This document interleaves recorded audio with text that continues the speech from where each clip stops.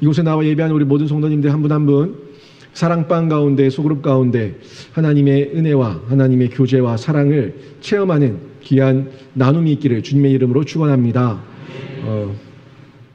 주일은 좀 바빠요, 그죠? 주일은 뭐 저도 그렇고 여러 모양으로 수고하시는 모든 교회 중직들과 헌신자들이 여러 모양으로 바쁩니다. 그 바쁜 이유가 뭘 것 같아요? 교회는 모든 사역이 주일에 집중되어 있다 보니까 그렇습니다. 주일에는 공간이 없어서 공간이 부족해요 하지만 평일에는 교회 공간이 남아돕니다. 그러다 보니까 늘 교회는 거기에 고민인 거예요.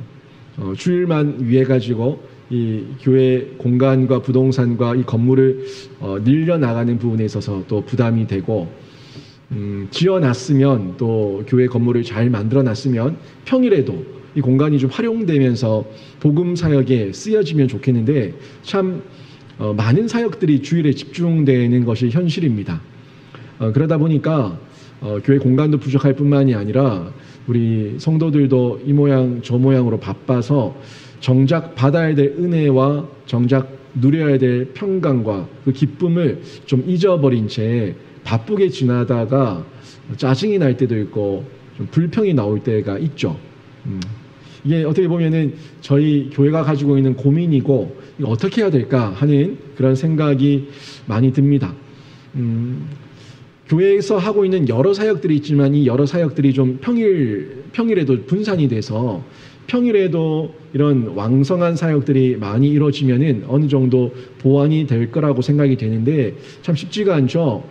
직장을 다니고 또 생업과 삶의 터전이 있다 보니까 주일에만 이 모든 것들을 다 집중해서 해야 되다 보니까 그런 여러 상황들 때문에 참 쉽지 않은 여러 모습이 있는데 이런 모든 교회의 여러 사역 가운데 또 가장 중심이 되는 사역이 예배 사역이지 않습니까?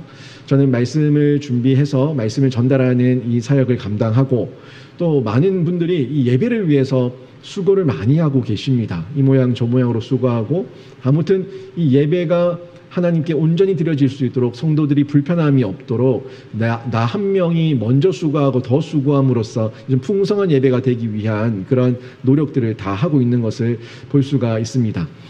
왜 예배 사역을 중요하게 봅니까? 이 예배 자체가 우리 성도와 하나님과의 교제고 이 교제를 통해서 영적 교감 하나님께서 나를 사랑하시고 내가 하나님을 사랑하는 이런 영적 교제와 교감을 가질 수 있기 때문에 중요하게 여기고 이 사역들을 중요시하면서 예배를 위한 봉사와 섬김을 다양하게 하고 있습니다.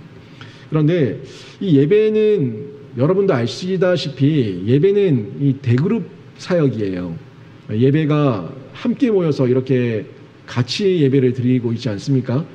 그러다 보니까 이 대그룹으로 모여있는 예배 가운데서 저희 교회가 해야 되는 양육, 교육, 훈련, 전도, 교제 또 그리고 함께 깊은 기도를 하는 것까지 또 함께 마음껏 오랜 시간 찬양하고 하나님을 높여드리는 것까지 이 모든 것들을 그 짧은 시간 저희 교회는 한 75분 이렇게 예배를 드리는데 그 시간 안에 다 밀어넣기가 굉장히 어려움이 있어요.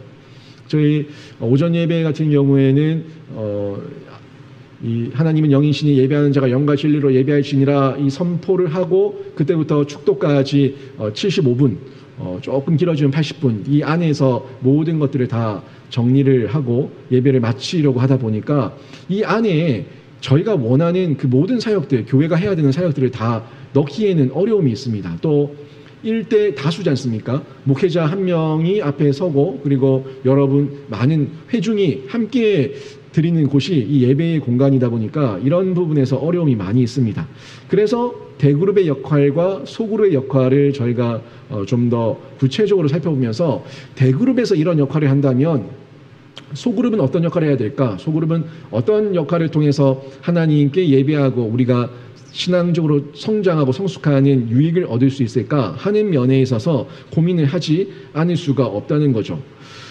그래서 이런 이유들 때문에 소그룹의 중요성이 우리에게 많이 부각되고 있고, 이 소그룹은 우리가 제대로 경험해 보고 나면은 소그룹 안에 참 많은 장점이 있다는 것을 확인할 수가 있어요.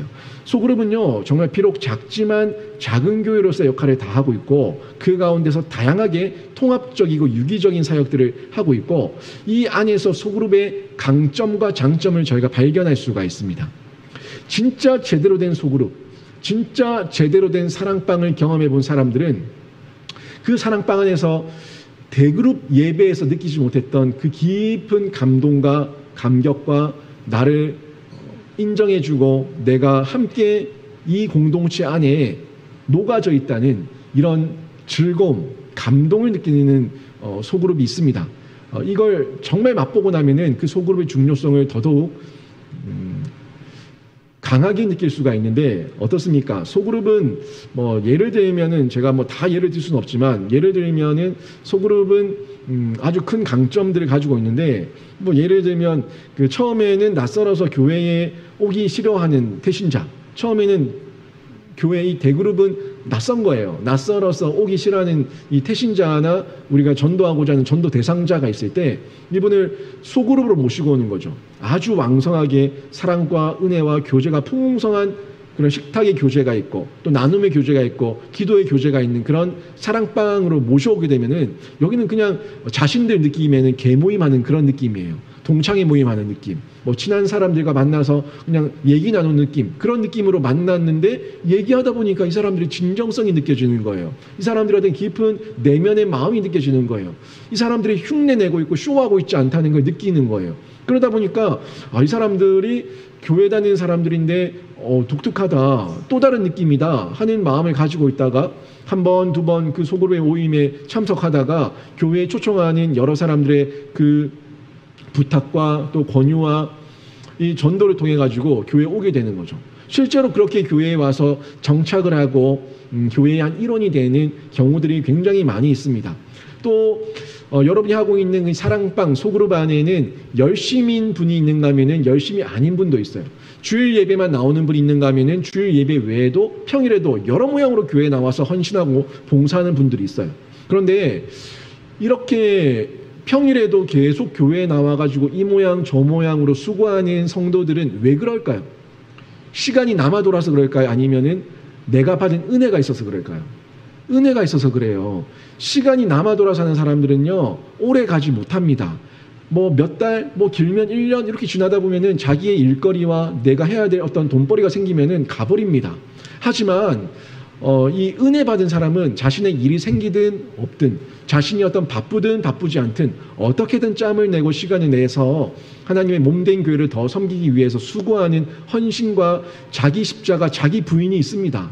그래서 함께 모여있는 사랑방 이 가족들과 이야기를 나누는데 이 사랑방 가족들이 이 보면은 헌신하시는 중직들, 헌신하시는 이 성도를 보면 신기한 거예요. 저분은 교회 가면 떡을 주나 돈을 주나, 저분 교회 유급 사역자인가? 뭐 이런 생각도 들고 별 생각 다 드는 거죠. 그런데 이분이 삶 가운데 내가 하나님으로부터 받았던 간증, 하나님으로 받았던 이 감사의 제목들 이런 것들을 나누다 보니까 내가 그 사랑 때문에 안 섬길 수가 없고 내가 그 사랑 때문에 여기 가만히 앉아 있을 수가 없어서 난 어떻게든 교회에 나가서 헌신하고 봉사하고 싶어서 이 마음이 갈급하다, 더 나가고 싶다, 더 섬기고 싶다 하는 고백을 하는 거예요.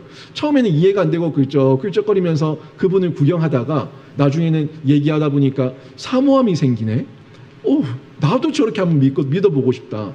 나도 이왕 예수 믿는 거 저렇게 좀 열정적으로 사모함 가운데 갈급해하면서 저렇게 뜨겁게 예수 한번 믿어보고 싶다 하는 도전이 생기는 거예요. 그러면서 권사님, 집사님, 제가 어떻게 하면 돼요? 어떻게 하면 돼요? 이렇게 궁금해하면서 다가오는 거예요. 이렇게 해봐라, 저렇게 해봐라, 난 이렇게 했다, 난 저렇게 했다, 말씀 보자, 기도하자, 예배드리자, 한번 나와봐라, 좋더라, 어떻더라 계속 얘기하는 중에 이분이 처음에는 못 모르고 한 번, 두 번 해보다 보니까 그러다가 예수를 만나버리는 겁니다. 예수를 만나가지고 이 사람이 또 헌신자가 되고 또 다른 이 교회의 기둥 같은 일꾼이 되어가지고 새롭게 세워지는 이런 변화들이 여러분 소그룹 안에서 많이 일어나고 있다는 겁니다. 물론 대그룹에서 하나님께서 주시는 은혜가 있고 또 공급이 있지만 이런 소그룹을 통해서 깊이 체험적이고 또 세밀하게 또 나한테 개인 교습하듯이 아주 구체적으로 나를 깨닫게 해주는 모임, 이런 소그룹 너무너무 중요하지 않습니까? 이 사역을 통해 가지고 저희가 실제적으로 교회 사역의 현장 가운데 뛰어들어서 그 많은 사역들을 감당하게 되는 거죠. 이런 다양한 사역들, 이런 장점이 있습니다. 예수님의 사역도 실제 그랬어요. 예수님도 교육, 훈련, 전도, 기도, 치유, 설교, 교제 뭐 이런 다양한 설교들을 다 하셨는데 예수님이 하셨던 소그룹은 어땠냐고요. 예수님이 하셨던 그 소그룹에는 예수님이 하셨던 그 많은 사역들의 다양한 사역들의 전반적인 내용들이 포괄적이고 통합적이고 유기적으로 녹아있는 것을 볼 수가 있습니다. 대그룹에서도 하셨죠. 대그룹에서도 하셨지만 소그룹에서 더 구체적이에요. 더 구체적이고 한 명 한 명의 이름을 불러가시면서 예수님의 그 사랑을 전해주는 예수님의 소그룹 사역을 우리는 성경에서 볼 수가 있다는 거죠. 이거예요. 작지만 강해요. 작지만 강하고 소그룹은 삶의 현장 가운데 아주 실제적이라는 것, 이것이 소그룹이 가지고 있는 강한 장점 중에 하나입니다. 목회자를 통한 교회의 가르침과 말씀 선포는요, 교회 안에서 주로 이루어집니다. 그죠? 교회에 와야지 말씀 드릴 수 있다? 그쵸? 목회자를 만나서, 목회자를 통한 공적 예배를 통해서, 공식 예배를 통해 가지고 가르침과 말씀 선포가 이루어지는데, 원래 그래요. 목회자의 주 무대는 교회예요. 교회가 일단 목회자들의 주 무대인데, 예전에 그 청년 때에 늘 교회에 사는 한 명의 청년이 있었어요. 늘 교회를 지키고 있었죠. 늘 교회를 지키고 있었는데, 뭐 백수였죠. 백수다 보니까 늘 교회에 와서 이렇게 죽치고 앉아 있는 젊은 남자 청년이 있었습니다. 이 청년은 뭐 조금 정서적으로도 또 정신적으로도 좀 치료가 필요한 친구긴 했는데, 그 친구를 보면서 안타까워했던 그 담당 목사님이 계셨어요. 담당 목사님이 그 청년에게 너는 이 좋은 날 나가서 공부를 하든 일을 하든 너의 사명을 찾아서 나가야지 왜 여기 있니? 이렇게 얘기를 했더니 저는 교회가 좋아요 목사님, 이렇게 얘기하더래요. 목사님이 뭐라고 얘기했냐면, 교회는 내가 지킬 테니까 너는 세상으로 나가거라. 교회는 내가 지킬 테니까 너는 세상으로 나가거라, 이렇게 얘기를 했다는데, 여러분, 우리가 실제로 그렇습니다. 하나님께서는 우리 성도들을 세상의 소금과 빛으로 보내셨어요. 소금과 빛으로 보내셨는데, 교회에서만 터잡고 교회만 조사오니 하고 있는 거는 옳지 않습니다. 교회에 와서 헌신해야죠. 봉사해야죠. 그런데 교회만 좋습니다 라고 얘기하는 건 옳지 않아요. 교회는 제가 지키겠습니다. 교회는 제가 지킬 테니까 여러분은 여러분의 삶의 현장 가운데서 이 소금과 빛으로서의 사명을 감당해 내시기를 바랍니다. 우리가 일단 이 대그룹을 보고 목회자를 봤을 때는 이 교회라고 하는 것이 전부인 것처럼 보여지지만 아닙니다. 여러분의 삶 가운데 소그룹이 있다고요. 여러분이 있는 모든 공간은 소그룹입니다. 가정 소그룹 아니에요? 여러분이 있는 어떤 큰 직장 대그룹이 있지만 여러분이 있는 어떤 부서와 관계 맺고 있는 그 멤버들, 팀원들은 다 소그룹이에요. 다 소그룹으로 이렇게 엮여서 서로가 관계 맺고 일을 하고 그렇게 팀워크를 이루면서 살아간다고요. 여러분의 삶의 현장이 어디냐는 겁니다. 그 삶의 현장은 여러분에게 주어진 가정이 될 수도 있고 사랑방이 될 수도 있고 여러분 곳곳에 보내신 대로 그렇게 쓰임받는 그곳, 거기가 현장 사역이고 삶의 현장 사역인데, 여기서 우리가 하나님 앞에서 사명을 발견하게 되는 거예요. 근데 사실 교회에서 이 말씀 듣고 나갔는데 세상에 소금과 빛이 되긴 해야 되는데 뭘 해야 되지? 갈등과 고민이 많이 생겨요. 내가 뭘 해야 될지 모른 채 이 방황하는 경우들이 많이 생깁니다. 그 고민 가운데 첫 번째 관문이 사랑방이에요. 사랑방에서 모임하지 않고 사랑방에서 하나님과의 나눔과 사랑과 교제가 되지 않는 분이 직장 가운데서 그리고 세상 속에서 소금과 빛으로 살아갈 수 있다고 생각하십니까? 우리 성도들, 우리 교회에서 늘 대그룹에서 만나는 그 성도들과도 나눔이 안 되고 교제가 안 되고 대화가 안 되는데, 그 세상 속에 험악하고 치열한 세상 속에서 그들을 향해서 그들을 가슴에 다 품고 내가 당신을 향해서 기도하겠습니다. 내가 당신을 향해서 중보하겠습니다. 이런 헌신이 나타날 것 같아요. 첫 번째 관문이 사랑방입니다. 여러분 안에 있는 우리 교회 안에 있는 사랑방의 관문을 넘어가시기를 바랍니다. 왜 사랑방이 안 나가요? 왜 사랑방에 모이길 꺼려 하십니까? 사랑방에 나가셔가지고 그 현장 속에서 내가 어떻게 살지 모르고 고민하고 있는 나한테 그 다른 성도들을 보면서 답을 찾으세요. 다른 헌신자들과 또 다른 이 열정과 하나님의 사랑에 매인 사람들은 이미 그렇게 살고 있거든요. 살고 있는 그 사람들을 보면서 그 사람은 자신의 현장 가운데서 어떻게 이 사명을 감당하고 있는지 보시라고요. 들어보시라고요. 질문하시라고요. 그 관문을 통해 가지고 이 사랑방이라고 하는 관문을 통해 가지고 우리가 어떻게 현장 사역을 감당해야 될지 알아갈 수가 있다는 겁니다. 이 목회자가 아닌 이 평신도 간의 사역이잖아요. 이 소그룹은요. 이 사랑방 소그룹 사역은 저는 안 가잖아요. 저는 없잖아요. 얼마나 편해요. 식사 때 보면 저 옆에 안 오려고 그러는데 목회자는 일단 기본적으로 좀 어려운 부분이 있어요. 뭐 이해합니다. 이해하긴 하는데 그 사랑방 리더는 괜찮잖아요. 옆에 같은 평신도들 간에 서로 얘기하고 이랬더라 저랬더라 나는 이렇게 하면 어떻게 할지 고민되는데 나를 위해 기도해달라 얘기할 수 있잖아요. 쉽게 평신도들 간에 그렇게 구체적이고 실제적이고 또 쌍방 간의 대화를 통해 가지고 직접적인 해답을 찾아보시라는 겁니다. 지금 제가 이렇게 얘기하고 있는데 손 들고 목사님 잠깐만요. 손 들고 지금 질문할 수 없잖아요. 질문할 수 없다 보니까 저만 떠든다고요. 저만 계속 얘기를 하고 있는데 일방적이라고요. 저 혼자 얘기한다고요. 저 혼자 얘기하는데 사랑방은 안 그렇다고요. 사랑방은요.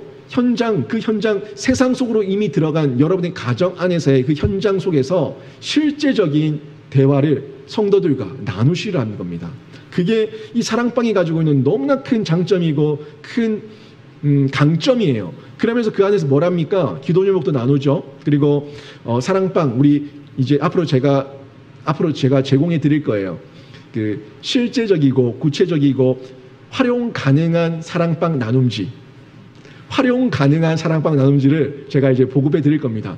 그 예전에 우리 조보에 나왔던 그런 그 사랑방 나눔지 말고요.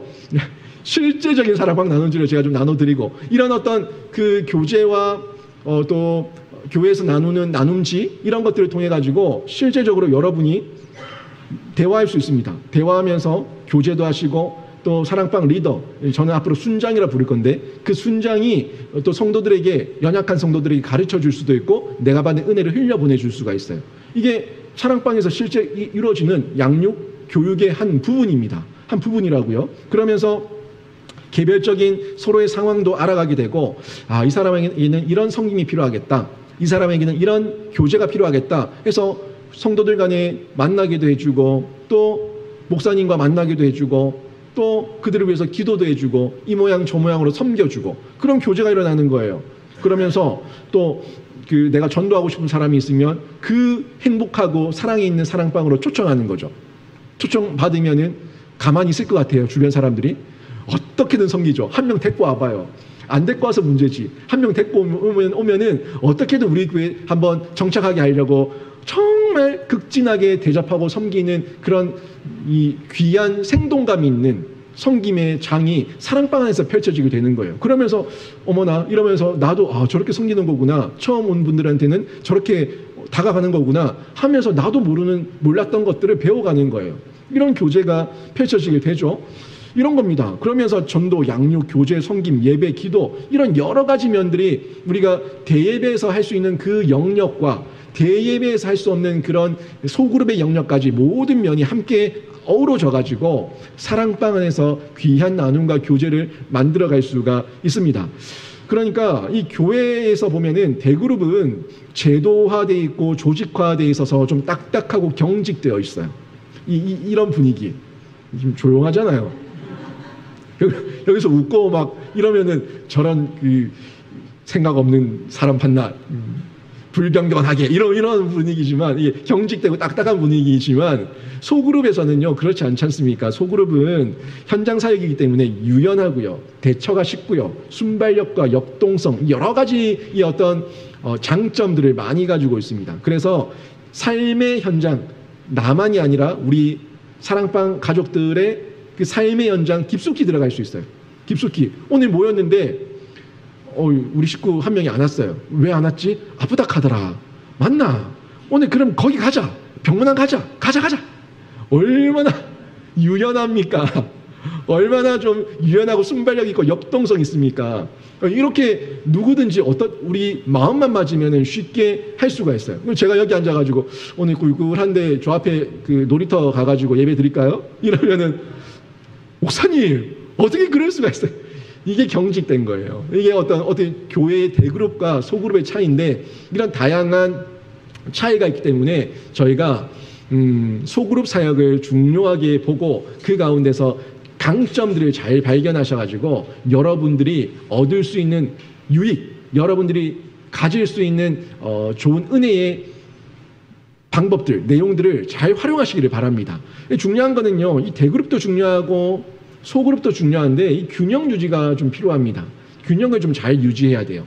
대그룹이다, 중그룹이다, 소그룹이다 하는 부분들은 사실 교회 사역의 규모에 따라 가지고 어떤 성도의 수와 그 숫자에 따라서 그런 내용들을 많이 나누고 있는데 한번 보세요. 이 도표를 보시면은 이런 모양으로 좀 나눠서 볼 수가 있어요. 지금 가장 밖에 전체를 휘감고 있는 건 대그룹이에요. 우리 모두죠. 이게 대그룹이에요. 그런데 또 소그룹들이 모여있는 중그룹이 있어요. 저희 교회는 아직 중그룹에 대한 개념이 없는데 이후에 교회가 자리를 잡아가고 또 성장하고 부흥하는 중에 중그룹이라고 하는 개념을 제가 어느 때에 딱 던질 때가 있을 겁니다. 물론 지금도 있지만 아직까지는 저희 교회는 중그룹이라고 하는 개념 자체에 어떤 인식이 잘 없는데 제가 어느 날 중그룹에 대해서 딱 던질 때가 있을 겁니다. 이 중그룹 안에 또 소그룹이 들어와서 하나의 이런 모양을 갖추고 있는데 셀 모양 같죠. 셀 조직 하나하나가 또 하나를 감싸고 또 하나를 감싸고 이렇게 대그룹이라고 하는 영신교회가 만들어지는 이런 조직을 갖추게 되는데 이 대그룹은 우리 교회로 따지면 어떤 내용으로 볼 수가 있을까요? 우리 교회로 따지면은 뭐 주일 예배, 금요 기도회, 수요 예배 이런 어떤 우리 모두가 공적으로 함께 모여서 예배 드리는 이런 예배를 대그룹으로 볼 수가 있을 거예요. 또 재직회, 공동의회 뭐 이런 것들은 어떤 대그룹의 한 개념으로 볼 수가 있을 겁니다. 중그룹은 어떤 게 있을까요? 중그룹은 별도의 아직까지 저희는 별도로 만든 건 없지만 굳이 지금 생각을 한번 해본다면 교육부서의 한 부서는 하나의 그 중그룹 같은 개념 또는 전도회라고 하는 큰 좀 더 사람이 많이 모이는 거 개념은 중그룹이라고 하는 개념으로 얘기할 수가 있을 거예요. 이 소그룹은 어떤 거예요? 사랑방 또 각 부서 안에 있는 반별 모임 뭐 이런 것들이 소그룹이라고 얘기할 수가 있는데 그런데 이 모든 그 대그룹과 소그룹의 이 균형 속에서 교회 사역이 힘을 잃어가는 이유 중에 가장 큰 이유가 뭐라고 생각하십니까? 교회가 와도 재미가 없고 성도들도 뭐 흐지부지되고 또 성도들이 뭐 그냥 예배만 드리면 되지 이런 어떤 생각과 안일함에 빠지는 이유가 뭐라고 생각하십니까? 아이러니하게 여러분 대그룹이 활성화되고 대그룹이 강조되면 될수록 성도들은 힘을 잃어갑니다. 맞습니다. 분명합니다. 여러분이 교회에서 가장 큰 재미와 즐거움을 맛본 곳은 성도들 간의 교제입니다. 성도들 간의 사귐입니다. 거기서 이 교회에 대한 재미와 흥미를 가지게 됩니다. 우리 남자분들 같은 경우에는 뭐 볼링 동호회라든지 뭐 야구라든지 축구라든지 뭐 여러 가지 운동을 어떤 매개체로 한 그런 모임들을 좀 만들어 보세요. 그냥 늘 와가지고 칙칙하게 그냥 얼굴 한번 보고 악수 한번 하고 이러고 헤어지고 뭡니까? 얼마나 힘 빠져요. 좀 만나도 얘기할 얘기거리가 있어야 되고 같이 좀 에너지를 분출할 수 있는 그런 공간이 있어야 되는데 늘 만나면 한 주 내도록 힘들게 일하고 와가지고 밥물아 차 한잔 할까? 네, 그러고 끝이에요 다. 얼마나 칙칙해요 이게. 이러다 보니까 교회에 와도 재미가 없고 흥미가 없는 거예요. 사실 대그룹이 집중되면요 여러분 소그룹이 약화될 수밖에 없습니다. 저는 우리 예배드린 이 대그룹 중요하지만 소그룹이 점점 더 왕성하게 일어나기를 바라는데 대그룹이 강조되면은 어떤 증상이 나타나냐면 담임 목사 중심화됩니다. 그렇잖아요. 대그룹은 모두 담임 목사가 인도해요. 재직회 공동의회 모든 예배 이게 담임 목사의 재량으로 다 진행되다 보니까 대그룹만 살아있는 교회가 되면은 성도들은 말 한마디 뻥끗 못하고 오로지 담임 목사만 떠들다가 담임 목사의 지침이 그냥 그 교회의 규정이 되고 법이 되고 질서가 되고 이거 옳지 않습니다. 정말 옳지 않아요.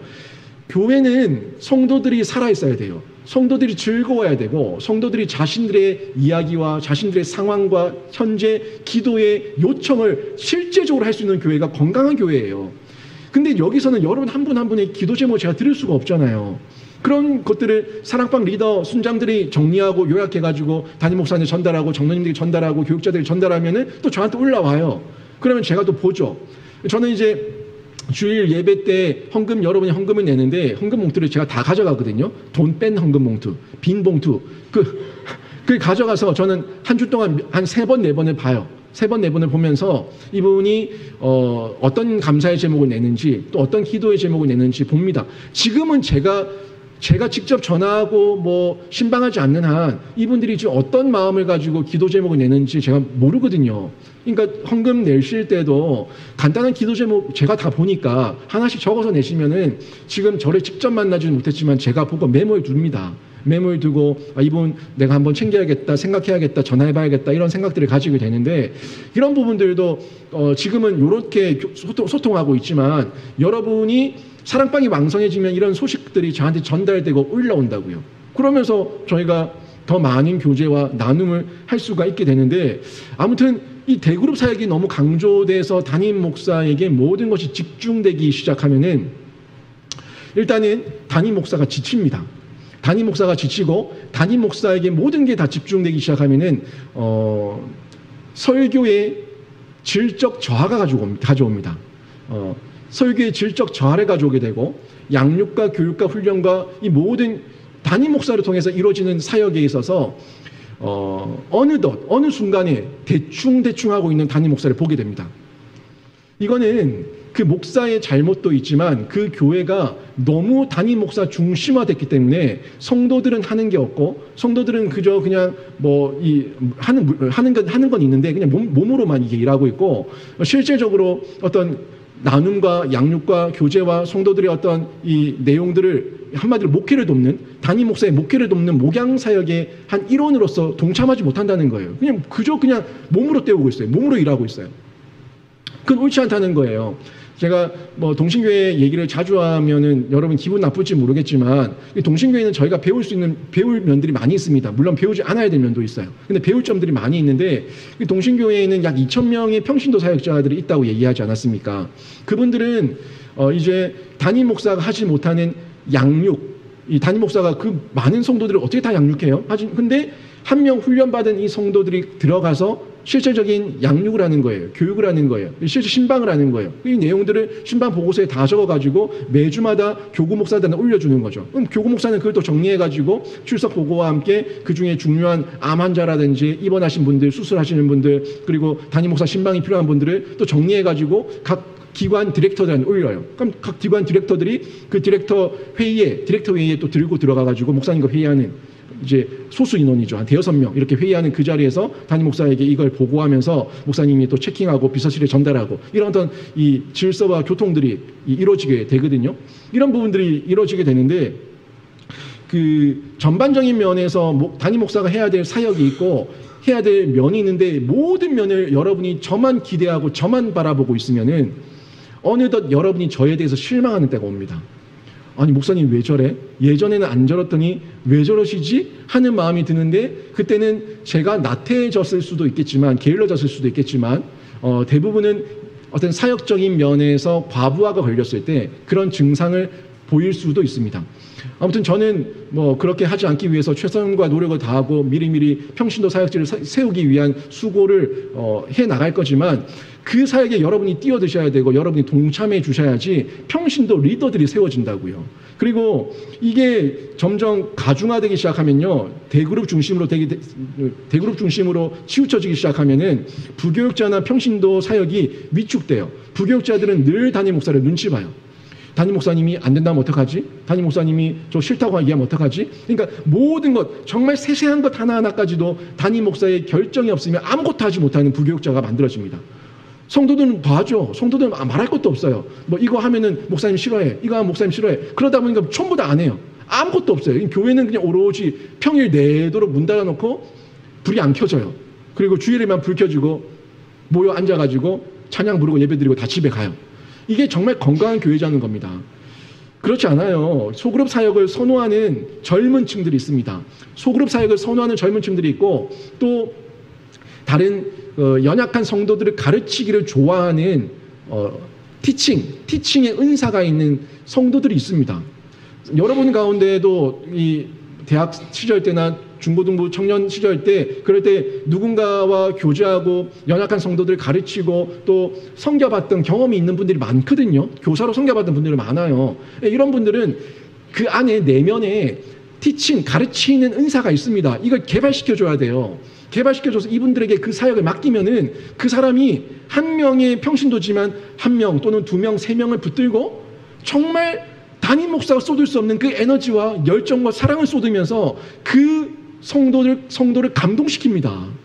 이건 담임 목사가 못해요. 어떻게 한 명 한 명을 붙들고 다 감동을 시킵니까? 그런데 그 성도 한 명이 한 명을 붙들고 두 명을 붙들고 세 명을 붙들고 하면서 감동을 받는 거예요. 이번에 저희 새가족부를 만들고 나서 새가족부 부원들과 함께 최근에 왔던 성도들을 저희가 섬기지 않았습니까? 그 섬김 가운데 정말 잘 섬기는구나, 잘 가르치는구나, 이런 피드백을 받아요. 그분들이 하는 걸 제가 직접 보지 않았지만 얘기를 들어보니까 너무 감동스럽게, 너무 또 감격스럽게 그렇게 하나하나 세세하게 세밀하게 챙겨주고 도와주고 교회에 적응할 수 있도록 소개시켜주고 사람을 만나게 해주고 그러면서 또 가르치는 부분도 성도를 통해서 배우니까 이 마음 가운데 더 편안하게 배울 수 있다는 이런 피드백들을 제가 들으면서 저희 영신교회 희망을 발견하게 되는데 이 사역들이 대그룹과 소그룹이라고 하는 이 사역 가운데 균형을 통해 가지고 더욱더 확장되면은 이때 이제 우리라고 하는 우리성이 강화됩니다. 지금까지는 담임 목사 중심이 되다 보니까 마치 영신교회라고 얘기하면은 과거에는 김두홍 목사님 교회, 뭐 이제 김효진 목사님 교회, 어떤 목회자 한 명의 교회로 이름 기억되는 게 아니라 우리 교회예요. 우리 모두의 교회예요. 우리 모두의 사역이에요. 우리 모두가 함께 즐거워하고 기뻐할 수 있는 사역을 감당할 수가 있는데 그 사역의 현장이 소그룹 사역, 이 현장 사역, 사랑방 사역이라는 것을 기억해야 됩니다. 이 사역을 통해 가지고 저희가 함께 확장과 또 균형을 잘 유지하면서 건강한 교회로 세워나가는 그런 일들을 만들어가게 되는 거죠. 이 가운데 중요한 부분은요, 하나됨이에요. 하나됨. 우리가 하나 될 수 있는 이유는 성령께서 계시기 때문입니다. 성령의 하나됨이 우리 안에 먼저 장악하실 때, 우리 안에 먼저 임재하실 때 우리가 온전하게 하나됨을 경험하고 공동체라고 하는 의식을 가질 수가 있습니다. 여러분, 이 공동체의 의식, 우리성이라고 하는 이 공동체 의식은 굉장히 중요합니다. 우리가 이 나라를 얘기할 때 뭐라고 얘기해요? 우리나라라 얘기하죠. 우리나라라 얘기해요. 집을 얘기할 때 우리 집이라고 얘기해요. 이 교회를 얘기할 때 우리 교회라고 얘기해요. 이게 중요한 거예요. 이 교회, 저 교회, 그 나라, 이 나라 얘기하면은 그 가정, 그 집, 그 집구석 이렇게 시작하면은 아무런 이 우리성이 없는 거예요. 나는 거기 상관하기 싫다 이런 마음인데 우리 교회예요. 우리 교회. 이찬수 목사님이 예전에 신대원에 오셔가지고 설교하면서 우리 교회는 온 한국 교회 성도들이 다 우리 교회를 위해 기도해줘가지고 이렇게 부흥했다면서 성장했다면서 얘기하는데 모든 게 우리 교회 하니까 이 우리 교회가 복을 받았다면서 농담처럼 얘기를 하는데 여러분 이 우리 교회라고 하는 이 공동체성과 이 공동체 의식, 우리성 이게 확보되면은 여러분 됩니다. 사랑방 왜 안 모이는 줄 아세요? 사랑방에 모이지 않는 이유는 우리 사랑방이라는 마음이 안 들어서 그래요. 거기가 우리 집같이 아는 거죠. 이게 뭐 사랑방 리더의 어떤 정신교육하는 장소? 어떤 수다 떠는 장소? 이런 마음이 드니까 자기에게 말할 기회가 안 주어진다. 나는 거기서 말할 짬이 아니다. 이런 마음이 드니까 거기가 우리 사랑방이라고 하는 마음이 안 드는 겁니다. 문제는 딴 게 아니라 모여야 되는데 모이지 않는 거죠. 모여야 되는데 모이지 않는가 이게 문제인데 그럼 왜 모이지 않는가 이걸 한번 생각해 봐야 되지 않겠습니까? 여러분은 우리 교회에 대한 사랑이 어느 정도 있습니까? 여러분은 우리 영신교회를 향한 사랑이 어느 정도 있겠습니까? 오늘 시편 말씀을 잘 보시라고요. 오늘 시편 말씀처럼 우리 교회와 내가 속한 사랑방에 대한 아름다움, 내가 있는 이 공간, 이 공동체, 이 소그룹이 정말 아름답다라고 얘기하는 그런 마음이 듭니까? 마음에 사랑이 있을 때 이 천지 만물을 보면서 아름답다고 얘기할 수가 있습니다. 아름답다고 얘기하는 것은 내 마음에 일단은 안정감이 왔고 사랑이 임하고 열렸다는 거예요. 열려야지 아름답습니다. 저는 지금 여러분의 모습이 너무 아름답습니다.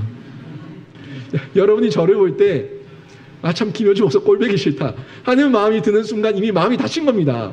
마음이 닫힌 건데 저를 볼 때 원래 아름답기도 하지만 참 아름답다라는 마음이 드는 거, 그거는 마음이 열렸다는 거예요. 여러분의 마음이 좀 활짝 열리기를 바라고, 우리 성도들이 사랑방을 바라보는 마음이 좀 활짝 열리기를 바랍니다. 마음이 열리면은 서로가 서로에 대한 이해와 서로가 서로에 대한 용납과 용서를 가질 수가 있기 때문에 그렇습니다. 오늘 말씀 보면은 6절 말씀이 이렇게 나오지 않습니까? 내게 줄로 재워준 구역은 아름다운 곳에 있으며 나의 기업이 실로 아름답도다. 아멘. 여러분, 여기서 구역이 무슨 의미를 내포하는 것 같아요? 구역. 사랑방의 또 다른 이름, 소그룹의 이름은 구역이죠. 이 구역은 획정 지어놓은 어떤 작은 땅덩어리나 어떤 작은 경계선이 있는 그 내용을 얘기하는 것이 아니라, 우리가 좀 적용해 볼 부분은 이 구역은 하나님께서 우리에게 허락하신 교회고 사랑방입니다. 대그룹과 소그룹이에요. 여러분의 가정이에요. 이 구역이 아름다운 곳에 있다고, 하나님께서 나에게 주신 이 모든 구역이 아름다운 곳에 있다는 이 열린 마음, 그리고 나의 기업이 정말 아름답다, 정말 아름답다고 얘기할 수 있는 이 열린 마음이 여러분 안에 있다면, 여러분 뭐든지 할 수 있지 않겠습니까? 뭐든지 기쁨으로 감당할 수 있지 않겠습니까? 지금 교회와 사랑방을 사랑할 때, 지금 우리가 이 교회와 우리 사랑방을 사랑할 때 성장이 있고 확장이 일어나게 되는 거예요. 여기 이 구역이 지금은 이만큼이지만 이 구역이 확장되는 거예요. 넓어지는 거예요. 점점 더 넓어지면서 우리에게 주신 그 아름다운 기업과 그 구역이 더 많아지는 하나님의 넘치는 은혜를 경험하게 될 줄로 믿습니다. 근데 이거 중요한 부분인 게, 이 사랑을 하면서 확장이 되는데 지금도 이 분량, 나에게 주신 이 구역을 감당하지 못하고 사랑하는 마음도 없으면서 더 큰 것을 기대할 수 있습니까? 지금 이것도 내가 사랑하지 못하고 지금 이것도 내가 감당하지 못하면서 더 큰 거 달라고 하나님 앞에 떼쓸 수 있냐는 겁니다.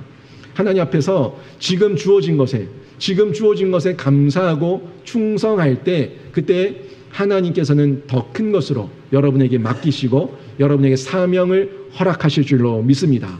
이게 우리가 감당해야 되는 거예요. 지금은 내 그릇이 이 정도니까 여기까지 맡기셨겠구나라고 생각을 하는데, 거기서 우리가 비관하는 게 아니에요. 거기에 더 충성하는 거예요. 비관하지 않고 더 충성하게 되면은 됐다, 이제 됐다, 이제 내가 더 맡겨도 되겠다 하는 하나님의 허락이 떨어질 때 더 많은 것들을 감당하면서 우리가 더 큰 사명, 하나님의 더 큰 사명 앞에 쓰임받게 된다는 거죠.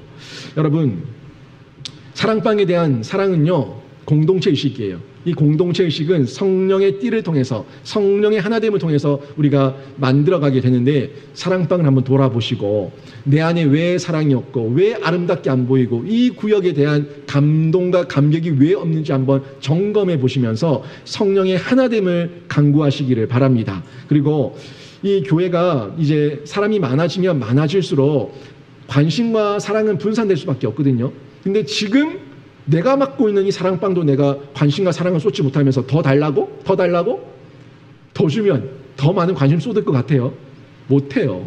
지금 여기에 내가 충분히 관심과 사랑을 쏟을 수 있을 때 더 큰 것을 주셔도 우리가 거기를 감당할 수가 있고, 또 다른 거는 나와 함께 동력할 수 있는 동력자들이 점점점 많아지면서 우리가 그 사역을 나 혼자 감당하는 게 아니라 같이 감당하게 돼요. 같이 감당하게 되니까 우리니까, 나만 아니라 우리니까 우리가 감당해낼 수 있게 되는 겁니다. 이런 기대를 가지고 나가야 되는데, 많은 성도들이 늘 직분을 맡기고 뭘 맡기면은 제일 많이 하는 소리 뭘까요? 저 못해요. 알아요. 못하는 줄 알아요. 못하는 줄 아는데 해보라고요. 해보면서 하나님께 기대하시고 하나님 앞에 기도하시고 또 하나님 앞에서 동력자 붙여달라고 하시고 그러면서 같이 하라고요. 같이. 왜 꼭 이거는 내 혼자 다 해야 된다 생각을 하고 네 못해요 라고 얘기하냐고요. 못하면 옆에 도와달라고 하면 도와줄 사람이 있잖아요. 그러면서 부사수를 키우는 거예요. 부사수를 키우면서 그 사역이 점점 확장돼 가는 겁니다. 이런 우리들의 마음이 있을 때 우리가 더 큰 사역, 하나님께서 기뻐하시는 사역을 감당할 수가 있는데 사람이 많아져서 이제 관심과 이 모든 사랑, 이 우리의 마음들이 분산됐습니다. 그래서 사랑방이 없어졌어요. 사랑방이 없고 관심도 없어졌으니까 대그룹만 남아있어요. 대그룹만 남아있다면 여러분 어떤 교회 분위기 연출될 것 같아요? 여러분 앞에 이제 사랑방도 없고 교제도 없고 소그룹도 없고 뭐 전도회도 없고 아무것도 없다고 그냥 오로지 예배만 드리고 바로 집에 가고 하는 이런 분위기가 연출된다면 어떻게 되겠습니까? 정말 익명성, 내 이름을 밝히기도 꺼려하는 익명성 속에서 메마르고 팍팍한 교회 분위기 느끼게 될 거예요. 만나서 얘기 나누고 교제하고 대화하고 그렇게 해야지 사랑의 교제가 확산이 되는 거거든요. 여러분이 모인 사랑방을 무시하지 마세요. 그 사랑방 한 곳이 교회 전체 분위기에 영향을 미칩니다. 여러분 한 명 한 명이 영향을 미치는 존재고 그 사랑방 안에 엮여 있다고요. 이 거미줄처럼 이렇게 함께 짜여져 있다고요. 이게 굉장히 중요한 부분이에요. 교회는 한 명 한 명 별 사람 아닌 것처럼 보여주지만 한 명 때문에 다른 사람이 영향을 받고 또 한 사랑방 때문에 여러 다른 사랑방에도 교회 전체적인 분위기에도 선한 영향력 또 안 좋은 영향력을 끼칠 수가 있습니다. 한마디로 교회 분위기 전체에 영향을 미친다는 거죠. 사랑방은 몇 명 이렇게 모여 있지만 사실 그 한 명의 성도들과 또 연결하면은 또 친구고 이웃이고 또 가족이고 친척이고 뭐 이러면서 다 엮여 있어요. 다 엮여 있어요. 실제 그렇지 않습니까? 저도 우리 교회 성도들 이렇게 알아가면서 신방하고 하면서 그래요. 많이 했습니다. 여기랑 또 가족이래, 친척이래, 또 사돈지간이래. 뭐 이게 서로 막 다 엮여 있더라고요. 그래요. 이제 알아가게 되는 건데 이렇게 다 엮여 있다 보니까 내가 이 사랑방에서 느끼었던 좋은 감정과 선한 도전은 또 교회에 소문이 난다고요. 퍼져 나가면은요. 저 사랑방은 저렇다 카더라. 우리도 해보자 하는 이런 선한 동기와 도전이 생기면서 분위기를 만들게 되는 겁니다. 그래서 이런 내용들을 통해 가지고 우리 영신교회 사역이 점점 확장되어 가는데 저는 꿈꿉니다. 지금은 아직 뭐 코로나 이 시국도 있고 여러 가지 면에서 제약이 참 많고 또 정비하고 정리해야 될 내용들이 많이 있지만 이 영신교회, 우리 영신교회 사역이 사랑방 사역을 통해 가지고 사랑방 중심으로 좀 더 확장되고 이후에는 중그룹까지 편성하게 되고 더욱더 왕성하게, 더욱더 힘있게, 더욱더 우리성과 공동체의식을 가지고 하나님 나라 사역을, 생명 사역을 우리 같이 하고 있다는 그런 마음의 뜨거운 열정을 가지고 뛰어들 수 있는 교회가 되기를 바랍니다. 저는 꿈꿉니다. 이 꿈이 저만의 허황된 허상이 아니라 실제적으로 실현될 수 있는 우리 모두의 꿈이 되기를 바랍니다. 이 꿈 가운데 우리가 들어가야 된다고요. 들어가서 제가 못하는 부분, 제가 다 돌보지 못하는 부분, 제가 목회자 완벽합니까? 저도 실수가 있고 혈기가 있고 부족하고 감정이 있고 이 연약함이 있고 다 있어요. 다 있지만 하나님께서 그래도 인간 목자를 세우셔가지고 이 교회에 담당을 시키셨을 때, 담임을 시키셨을 때, 성도들을 봤을 때, 너는 감당하겠다 하니까 맡긴 거예요. 제가 성도들을 감당하는 게 아니라 성도들이 저를 감당해내는 겁니다. 성도들이 저를 감당할 만하니까 저를 보내신 줄로 저는 믿습니다. 저를 감당해내고 또 저도 여러분을 섬기고 이런 귀한 교제와 선순환의 모습이 있을 때 점점 제가 못한 부분은 여러분이 챙기고 또 여러분이 못하는 부분은 제가 챙기고 이러면서 교회가 서로 상호간에 보완을 하는 거예요. 보완을 하면서 대그룹과 소그룹이 다 건강하게 일어나는 이런 아름다운 교회, 정말 살아 약동하는 교회, 이런 교회를 만들어가게 되는 거죠. 한번 가슴에 손을 얹고 한번 생각해 보셔요. 여러분 지금 우리 영신교회 사랑방이 건강합니까?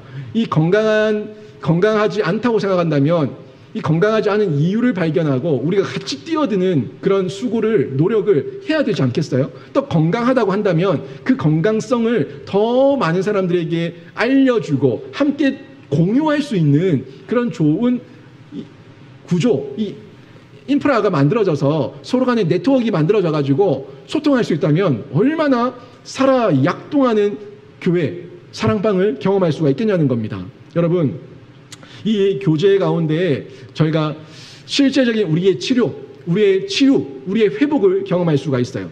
실제 우리가 몇 명 모여서 사랑방으로 모이긴 했지만 이 사랑방은 그냥 하나로 끝나지 않고 우리 나라고 하는 존재가, 우리 교회가, 우리 소그룹 공동체가 살아나는 경험을 할 수가 있습니다. 이렇게 건강한 공동체가 만들어지면요, 교회만 유익을 얻는 것이 아니라 교회 성도들이 유익을 얻어요. 교회는 뭐예요? 교회는 저 혼자가 교회가 아닙니다. 여러분 한 명 한 명이 교회가 아닙니다. 실질적으로 이 모든 성도가 함께 모인 모임이 교회예요. 물론 개별적으로는 한 명 한 명이 하나님의 거룩한 성전이지만 우리가 지금 얘기하는 이 공동체라는 교회는요, 여러분과 저와 우리 모두가 함께 모여서 함께 모인 모임의 공동체고 교회거든요. 이 교회를 통해 가지고 성도들도 유익을 얻고 성도들이 유익을 얻어가지고 성도들이 행복하니까 우리 교회 전체가 유익을 얻고 기쁘게 되는 거죠. 결국에 건강한 사랑방에서 교제하면요, 여러분이 삽니다. 여러분이 행복해요. 그리고 여러분이 건강한 교제를 통해 가지고 여러분의 아픔과 상처와 여러분이 가지고 있는 모든 그 고통들이 치유되고 회복되는 놀라운 은혜를 경험하게 된다는 겁니다. 이게 한마디로 사랑방 하나가 살았다? 사랑방에 한 명, 두 명의 성도가 살았다? 그거로 끝나는 것이 아니라 영신교회가 살아요. 우리 모두가 살아요. 우리 교회가 사는 거예요. 살아야 되지 않겠습니까? 우리 이 험악하고 교회를 핍박하는 이 시대 가운데 우리 끝까지 살아남아서 하나님 사명 감당해야 되지 않겠습니까? 살기 위해서 모여야 된다고요. 살기 위해서 모여야지, 여기만이 아니라 소그룹에서부터 모여야지 건강하고 하나님께서 주신 사명 감당하는 교회로 쓰임받게 될 줄로 믿습니다. 실제로 사람은요, 교제하지 않고 고립되면은 죽어요. 교제하지 않고 고립하면은 스스로 고립되고 외로워지면 죽는다고요. 사람은 만나야 됩니다. 고립되면요, 육체와 정신이 파괴되고 좌절, 피해망상, 가정 파괴, 자살 등 여러 가지 각종 문제와 질병을 발생시키게 됩니다. 스탠퍼드 대학교의 유명한 심리학 교수인데 필립 짐바도라고 하는 분이 이런 이야기를 했습니다. 필립 짐바도가 이렇게 얘기했어요. 지금은 사람들이 서로 나누는 시대가 아니다. 사람들은 각기 복잡한 공동체 구조 속에 톱니바퀴의 한 이에 불과하다. 이 섞여 돌아가는 한 이에 불과하다는 거예요. 사람들은 프라이버시라고 하면서 나만의 그 개인 사생활, 프라이버시라고 얘기하면서 다른 사람들이 나를 간섭하는 것을 싫어하고 다른 사람들과 교제하는 것을 싫어한다. 이렇게 얘기했어요. 한번 생각해봐요. 아파트 사시는 분들, 아파트 주민들과 같이 아파트 엘리베이터에 탔어요. 어떤 분위기입니까?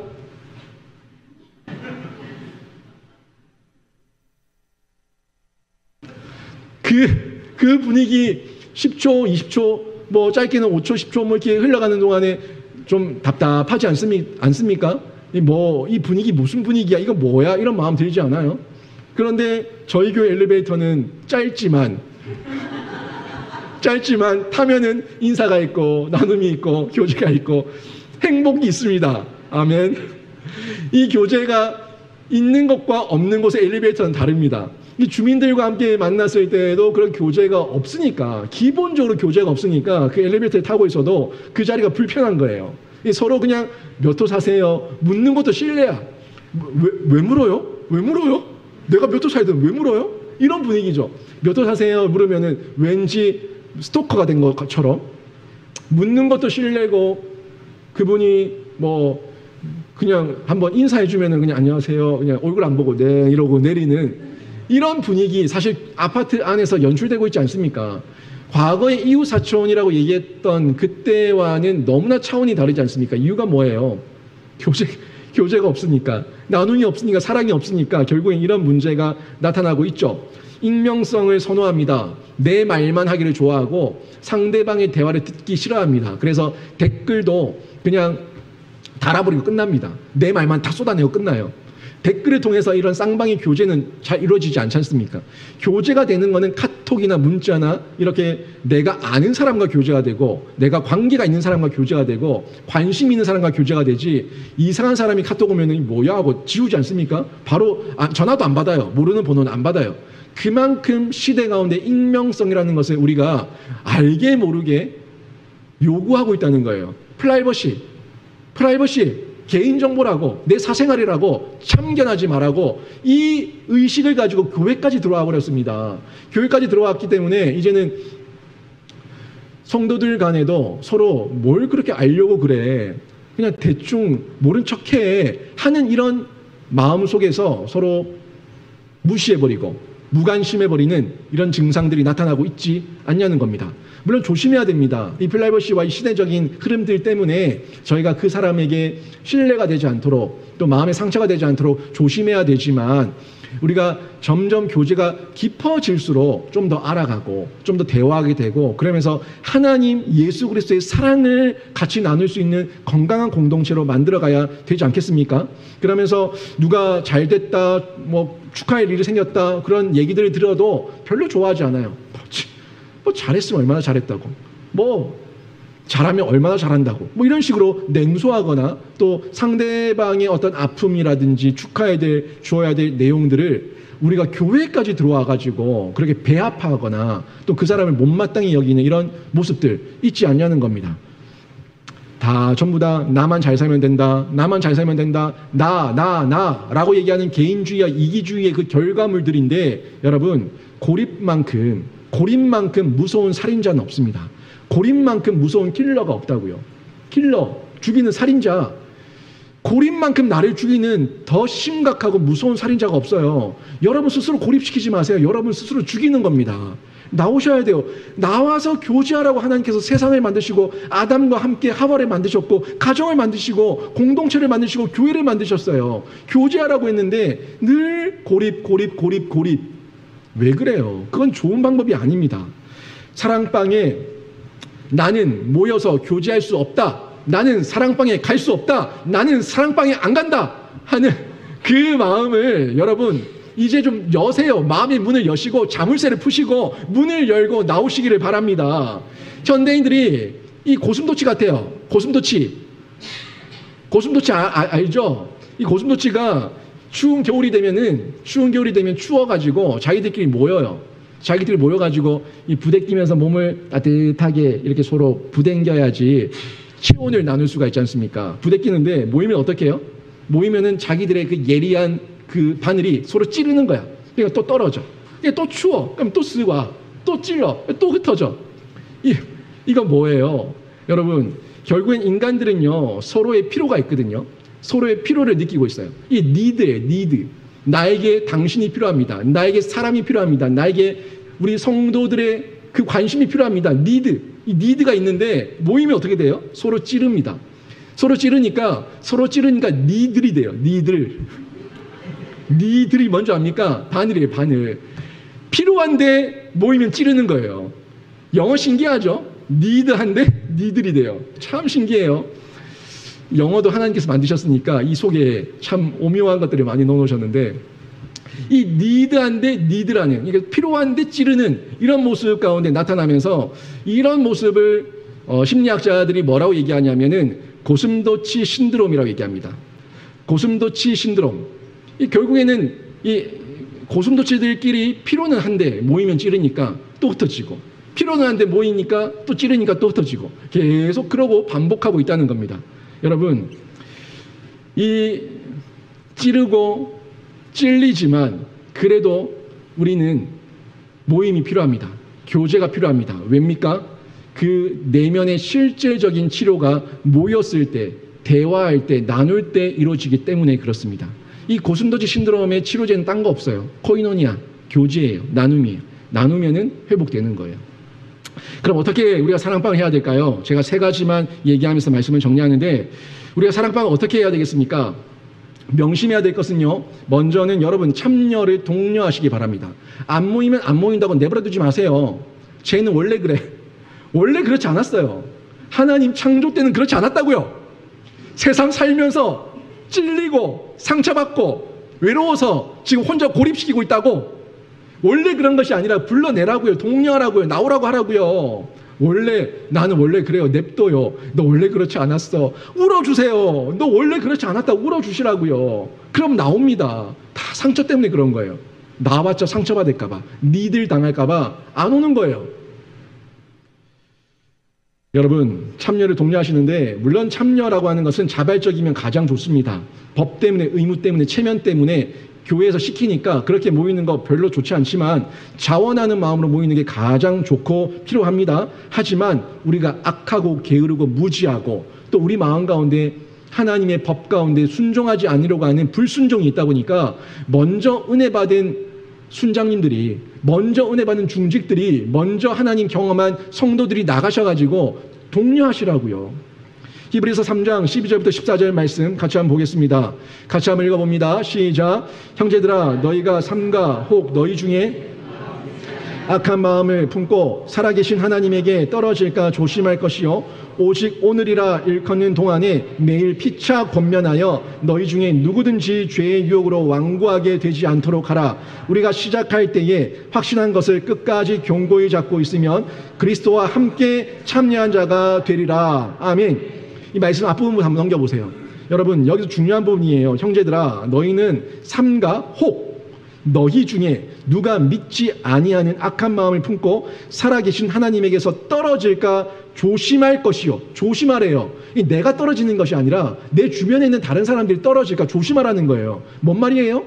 그 사람은 떨어지지 않도록 너희가 해야 될 역할이 있다는 겁니다. 그게 중직이고 그게 사랑방 순장들이 해야 될 역할이고 먼저 은혜 받은 자들이 해야 되는 역할입니다. 그들이 떨어질까 봐, 은혜 가운데서, 사랑 가운데서 떨어질까 봐 붙들어 주는 거예요. 또 보세요.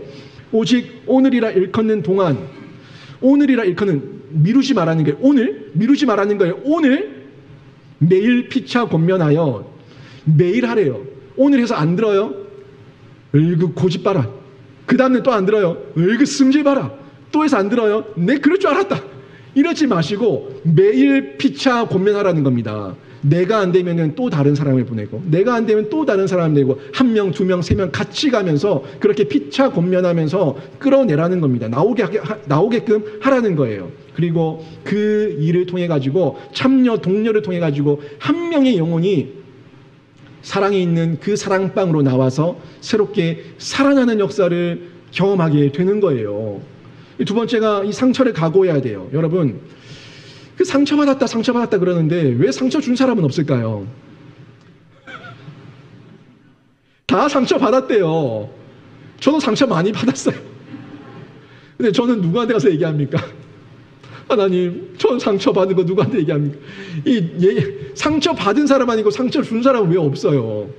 상처 준 사람은 모르고 상처받은 사람은 상처받았다고 얘기하고 있고, 다 고슴도치 다 고슴도치 같아가지고 자기도 찌르는지 모르고, 나는 네 좋아서 갔는데 찔렸나? 아프나?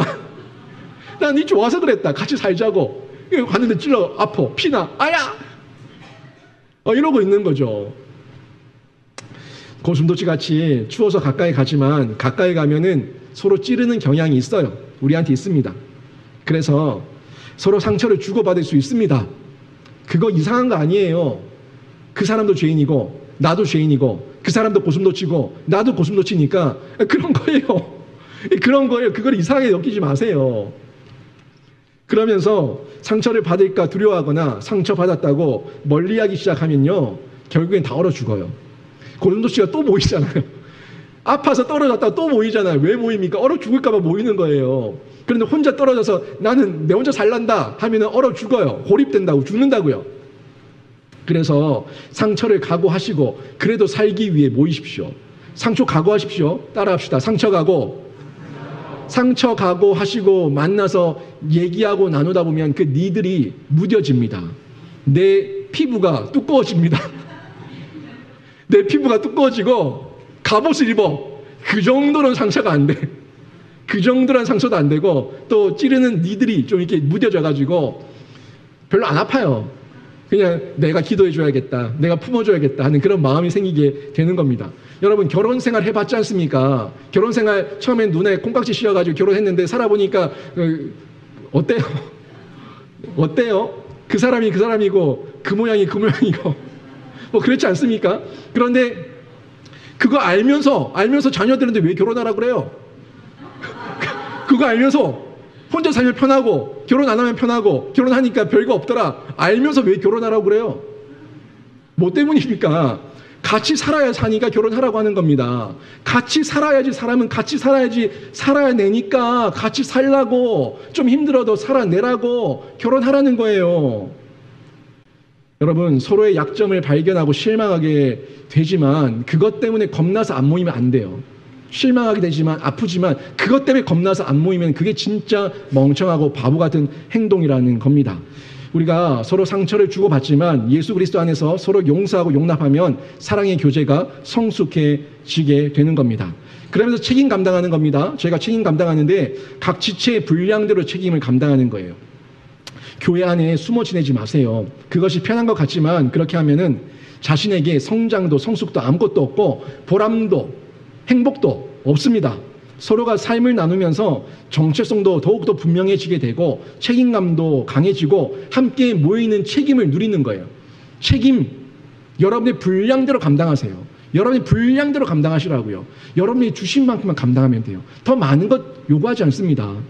여러분, 함께 모이는 책임, 서로 사귀는 책임, 서로 사랑하는 책임, 서로 나누는 책임, 서로 힘을 실어주는 책임, 서로 사랑 안에서 진실을 말해주는 책임, 이런 책임을 여러분이 할 수 있는 대로만 하시면 되는 겁니다. 그러면서 서로 살아가면서 의욕과 희망을 드러내 주시는 거예요. 여러분이 저를 격려해 주실 때가 있어요. 좀 눈치 빠른 분들은 목사님 좀 힘들다 싶으면은 이게 참 센스 있게 좀 격려해 주시는 분들이 있습니다. 그 격려가 저에게 힘이 납니다. 그게 여러분이 또 성도로서 그 책임을 감당하는 거예요. 저도 여러분 보면서 저분 좀 힘들다 하는 그런 마음이 들 때 찾아가고 또 만나보고 알아보고 전화하고 신방하고 그렇게 하면서 저도 여러분에게 그 책임을 감당하는 거예요. 서로가 함께 교회를 세워나가는 이 책임 가운데 우리가 함께 살아가고 있는 거예요. 에베소서 4장 15절 16절 말씀 같이 한번 읽어보겠습니다. 읽습니다. 시작. 오직 사랑 안에서 참된 것을 하여 범사에 그에게까지 자랄지라.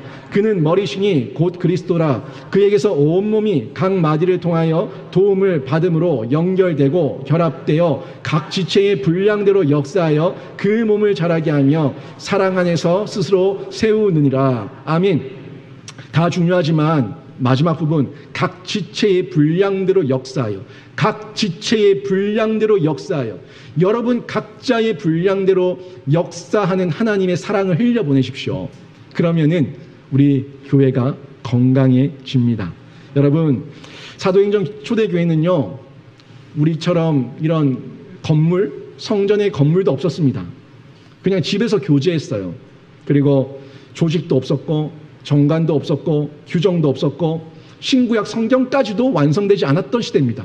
그런데도 사도들의 가르침을 받아서 늘 말씀에 순종하고 기도하면서 교제했기 때문에 그 초대교회가 그렇게 넘치는 부흥을 경험할 수가 있었는데 우리 교회가, 우리 영신교회가 앞으로 그렇게 하나님 앞에 쓰임받는 교회로, 건강한 교회로 드러나기를 바랍니다.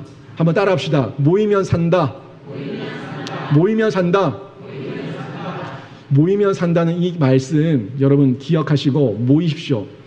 아프다고 안 모이지 마시고 고슴도치도 기억하시고 아무튼 우리가 잘 살아내서 우리 모두에게 하나님의 영광 드러내는 그런 귀한 교회가 되기를 바랍니다. 앞서 말한 대로 고립은 가장 강력한 살인자입니다.